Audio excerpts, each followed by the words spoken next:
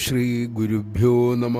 മിക്കപ്പോഴും ആത്മനിന്ദ ചെയ്യുന്ന ഒരു ഭക്തനോട് അമ്മ കരുണ കലർന്ന ഗൗരവത്തിൽ പറഞ്ഞു, മക്കളെ, സത്യത്തിൽ ഇവിടെ പാപികളേ ഇല്ല.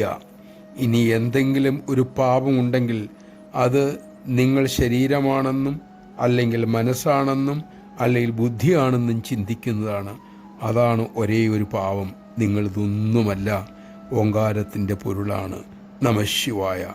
ശരീര മനോബുദ്ധികളെ ഞാനെന്ന് കരുതി വൻ ഭാരം ചുമക്കുകയാണ് നമ്മളെല്ലാം ഇന്ന്. ഈ ഭാരം ഒഴിക്കാനുള്ള വഴി സദ്ഗുരുവിനെ ഉപദേശിക്കാനും ശീലിപ്പിക്കാനും കഴിയൂ. അമ്മയ്ക്കൊപ്പം നിന്നാൽ ആ കല അമ്മ നമ്മെ പഠിപ്പിക്കും, അഭ്യസിപ്പിക്കും. നമുക്കതിനാകട്ടെ.